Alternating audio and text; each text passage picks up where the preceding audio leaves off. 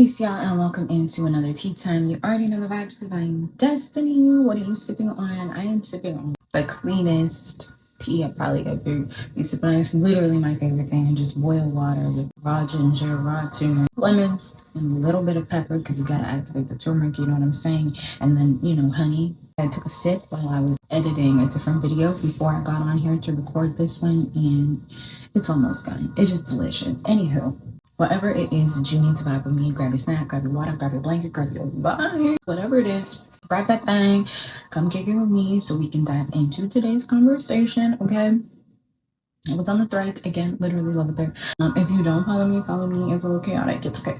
So I was on the thread and we got into scores. It was one of those, once again, with something toxic that people tell you that you don't agree with. And someone said that they don't agree with the concept or the ideology of you can only love someone as far as you love yourself or as much as you love yourself, right? And they didn't agree with that. I, however, fully agree with that statement, and I'm going to tell you why.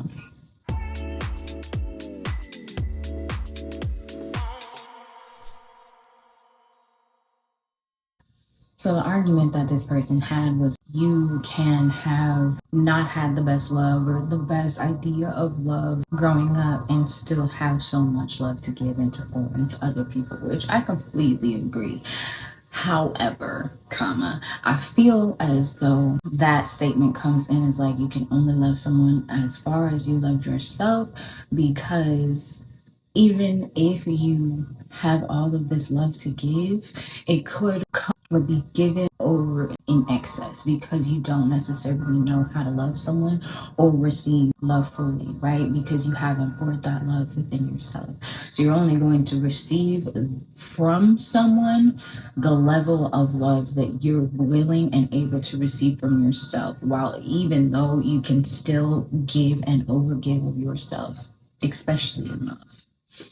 And this is coming from my own personal experiences, right? I didn't necessarily know a love out of survival, right? Struggle love. I didn't necessarily know anything outside of that when it came to relationships. So I thought that that was the kind of love I was supposed to be receiving while still overgiving in my love, right? So it almost becomes detrimental to the person who has so much love to give, because even though you're pouring that love out, it doesn't mean that you're receiving it or it's being reciprocated the same way, because you have yet to pour that love into yourself. So what I feel like is, I guess the saying would be better said. Once again, they can say what they want, but if it was up to me, I would say you can't receive love past the love that you have already given to yourself, that you're willing and open to give to yourself, because you can overpour and overshare and overgive of love and yourself and your energy abundantly. That you're absolutely right. You could do that. That doesn't mean that you know how to receive healthy and reciprocal love, right?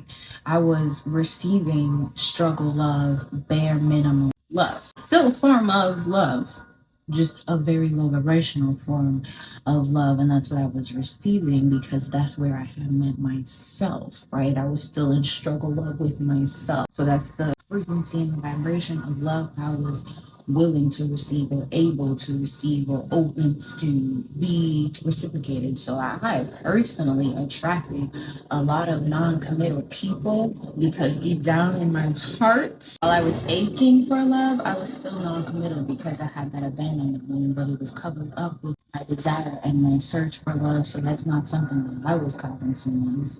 And I wasn't cognizant of it for years until I was able to learn and then break down and unlearn all of the things, right? And so with that being said, I definitely think that you can only love to where your ability to love is. I just think the way that they say it is a little shifted or skewed, but I definitely understand where that concept comes from, right? Which leads me into today's tea time. That was just a preface for real, but the message that I got on that was, you have to know when to walk away from love. 555 on my timer. That's the number of change, shift, change. but you have to know when to walk away from love. And that down to me a while ago, and it's in my notes. Put everything in my notes, and then once I feel called to share that download, that's what I share, right? And so I felt called to share that today, and I happened to see the thread about, the concept of loving past your ability to love a few weeks ago. So I love how that works. So I could get a download, and then I get some information or a tidbit that would really go with that download, and then all of a sudden it's very clear to put this out. So here we are. Thank you for being here, right? Like this video if you like this video. Subscribe to the team, subscribe to the tribe. And so with that being said, the real message here is you have to know when to walk away from love, right? Because as I said in my own personal experience, you struggle love because I was struggling in love with myself. And so for a long while, we'll say, for a while there, I was attracting and energies that were reflecting the same struggle love that I was giving to myself, even though I was pouring in abundance and overpour of love out into the world, right? And so at some point, it took a little minute, but at some point, I had to choose to walk away from this love, right? I had to know that this is not for me. And I can tell you personally, it took me almost losing mine. It took me almost being up out of here to be like, clearly this is not it. I keep ending up in this cycle of confusion or illusion or broken promise or just energies that I didn't desire to be in love, but felt like that's what I deserved because I was casting confusion or illusion or breaking promises with myself. So of course I'm going to receive that from other people, right? So it was an internal shift first. I'm gonna stop breaking promises with myself, and that's simple as I'm gonna do it tomorrow, and then you don't do it till. Did you do it? Did you do that thing you said you were gonna do tomorrow? That's a broken promise, right? Those are false promises with yourself, right? You say something, you set the intention, and then you just don't do it. You don't show up for yourself. You don't show up in the way that you intended to show up. You're breaking a promise with yourself, right? And that was the cycle I continued to repeat because I'm an entrepreneur. So there's always something to be done. And a lot of times I'm like, I'll do it tomorrow, I'll do it tomorrow, I'll do it tomorrow. And tomorrow just didn't get done. I mean, it did now. You know what I'm saying? But back in the day, like tomorrow just, when was tomorrow? When was tomorrow, right? And so with that being said, I accepted that same energy subconsciously from other people because I was that's where I was meeting myself, right? So heavy on that. So I had to do the internal shift to, if I say I'm going to do it tomorrow, I'm going to do it tomorrow. Matter of fact, 3, 2, 1, get your ass up. We're going to do it right now because this is when it's on your brain. I had to shift internally my own processes, my own habits, my own methods, right? I had to trick myself into the self-care, the self-love, into all of that. I had to just shift that energy. And once I shifted that energy and was fully locked into that energy, nobody was going to sway me out of that energy. That's when the external started to shift as well, right? Because now I'm no longer facing myself with the false promises. I'm no longer facing myself with the illusions or the confusion, right? So I'm faced with this reflection who at one point was giving me the struggle, the love that I was willing to accept for myself.